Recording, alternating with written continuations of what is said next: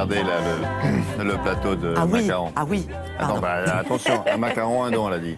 Très bien. Donc chaque fois que vous en mangerez un, hop là. Très bien, on va mettre 10 €. Pourquoi votre album photo ne ressemble pas à ce qu'on connaît? Parce que ce n'est pas qu'un album photo, c'est un cadeau unique. C'est-à-dire, c'est un livre, un album avec du texte et des photos, édité en un seul exemplaire et qui va retracer le parcours de vie d'une personne.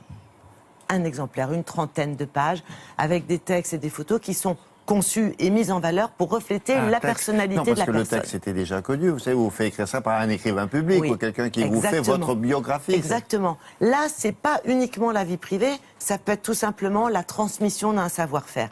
Pourquoi c'est intéressant? Parce que d'abord, ça peut être un cadeau unique et original qu'on fait en commun pour fêter un événement, par exemple un anniversaire de mariage ou les 50 ans d'un copain. Ça peut être aussi un cadeau familial intéressant. Pourquoi? Parce qu'aujourd'hui, on vit un peu dans l'ère du jetable. On est dans un monde virtuel et finalement, on ne laisse pas grand-chose. Et si la généalogie a pris tant d'ampleur et est devenu un loisir prisé, c'est bien qu'on a besoin de retrouver des traces. Et là, vous avez une trace. C'est vous qui décidez du contenu de l'ouvrage, qui est adapté à votre langage, à votre nature, à votre personnalité. Ça, c'est votre vie. Plus vos voyages. Pourquoi pas? C'est vous qui décidez, votre William. famille, si vous voulez faire un livre uniquement sur Télématin, vous ferez un livre uniquement sur Télématin. Ah ouais. Si vous voulez faire un livre... C'est une encyclopédie. sur votre vie privée, vos aspirations, vos voyages, vous pouvez aussi. C'est vous qui décidez. Bon. Donc, voici un exemple pour bien comprendre. On a rencontré les auteurs et on a rencontré un de leurs clients, c'est-à-dire en l'occurrence un fleuriste qui veut impérativement transmettre la passion de son métier. Regardez.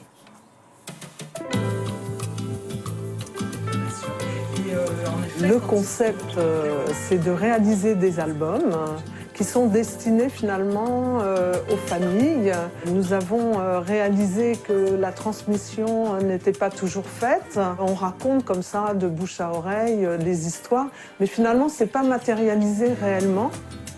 L'objectif, c'est la transmission à ses descendants. En fait, souvent, ce sont les fratries qui commandent des livres pour le père, la vie du père, la vie de la mère, ou alors des personnes qui veulent transmettre la passion de leur métier, par exemple.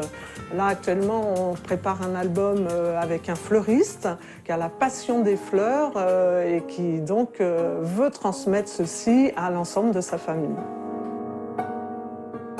C'est un livre unique, donc il est fait à la demande, il est fait sur mesure. C'est une fabrication artisanale parce qu'il y a un fond de maquette, mais on adapte systématiquement à l'histoire des personnes l'organisation du livre. En Espagne. Ce qui se passait à ce moment-là. Moi, je pense que là, c'est le moment où il parle de son enfance. Ah oui, c'est ça. Ouais. Hein, avec sa mère. D'accord, donc c'est bon, on le positionne, on le garde, d'accord. Je fais les entretiens avec les personnes qui désirent nos albums. Je fais ensuite une transcription de ces entretiens en restant le plus près possible du langage parlé, de l'oralité, afin que et la personne qui nous a fait venir et son entourage se reconnaissent. Est-ce que tu peux m'expliquer comment tu composes un bouquet ? Quand on a quelque chose à dire, à faire sentir, à vouloir partager, un bouquet de fleurs peut refléter vraiment ces sentiments-là assez près quand même. Je pensais que ça pourrait être un joli cadeau pour ma mère, qui est celle qui m'a vraiment tout appris. On a été très complices par rapport à tout ce qui était métier. Au départ, c'est vrai, j'avais un peu les tracs. Je ne savais pas qu'est-ce que j'allais vraiment pouvoir engager de ma vie, de mon métier, qui soit bon, qui semble suffisamment intéressant pour faire un petit bouquin. Et finalement, ça s'est très, très bien passé. Je suis très content de l'avoir fait. Cadeau commun. Pendant que la diffusion de ce reportage, je demande donc à Isabelle, et du coup je me souviens plus de son prénom, combien ça coûte un cadeau de ce genre? Ouais. Hein? Bon, 150 €, 200 €, Non, mais pas du tout. Mais non, mais c'est Non, mais allez-y, dites-moi. Ça coûte 1 200 €. Bien. Oh, tout de suite, comme vous y allez. Comment ça, tout de suite? Mais non, mais c'est édité en un seul exemplaire, donc forcément ça coûte cher. oui. Et c'est pour ça que c'est généralement un cadeau commun. Et c'est cousu main en or. Quand vous fêtez les 50 ans d'un copain... Pourquoi 50? ou 60 ou 40 ou 30 ou les 50 ans de mariage d'un ami, Oui. Alors, vous généralement groupez, on fait là, un beau cadeau commun. Ah oui. Mais oui, oui. et ça laisse une belle trace, ça Bon. laisse quelque chose de la personne. Bon, enfin voilà, vous connaissez l'œuvre, mais vous connaissez le prix. Merci beaucoup. Voici, Isabelle, à plus tard. Voici un bloc-notes culturel. Ça, alors là, gratos.